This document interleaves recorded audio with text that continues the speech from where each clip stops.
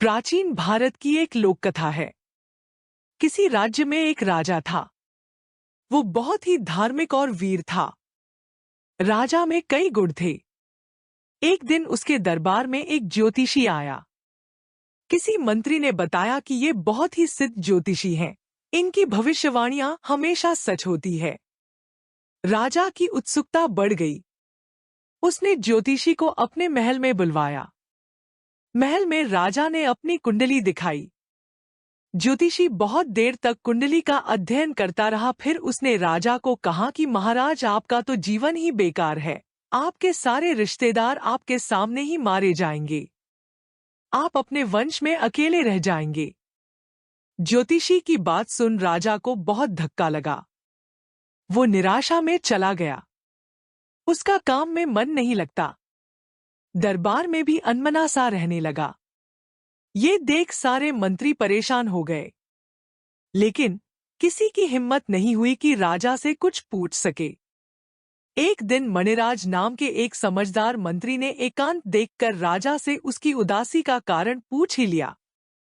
राजा ने कहा कि उस ज्योतिषी ने कहा है कि मेरा पूरा परिवार मेरे सामने ही खत्म हो जाएगा। इस बात से मुझे गहरा सदमा लगा है।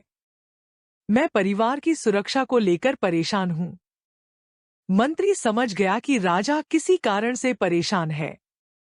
उसने कहा, महाराज, मैं एक पंडित जगन्नाथ जी को जानता हूं। वे भी बहुत सिद्ध हैं। मेरे ख्याल से एक बार उनसे भी बात करना चाहिए। राजा ने कहा, ठीक है, उन्हें भी बुलवा लो। पंडित जगन्नाथ को बुलाया गया। मंत्री ने सारी परेशानी बताई। पुराने पंडित की भविष्यवाणी भी बताई। पंडित जगन्नाथ ने भी राजा की कुंडली देखी। उसने पाया कि पुराने पंडित ने सही भविष्यवाणी की। लेकिन अब वो राजा को ये नहीं बता सकता था कि उसके सारे रिश्तेदार उसके सामने ही मर जाएंगे, और वो कोई झूठ भी नहीं बोल सकता था।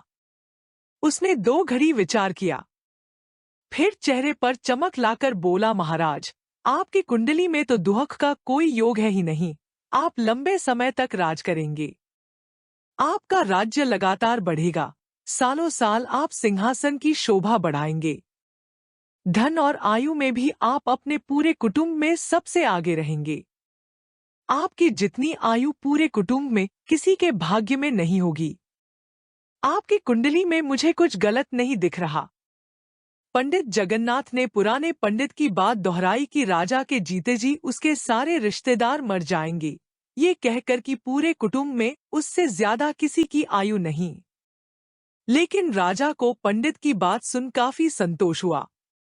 उसे खूब सारा इनाम भी दिया। कहानी का सार: जरूरी नहीं है कि कड़वा सच कड़वे तरीके से ही कहा जाए। कई बार बोलने का तरीका बात के असर को बदल देता है। अगर सच्चाई कड़वी है या कोई कठोर सत्य है तो उसे भी हल्के तरीके से बताया जा सकता है।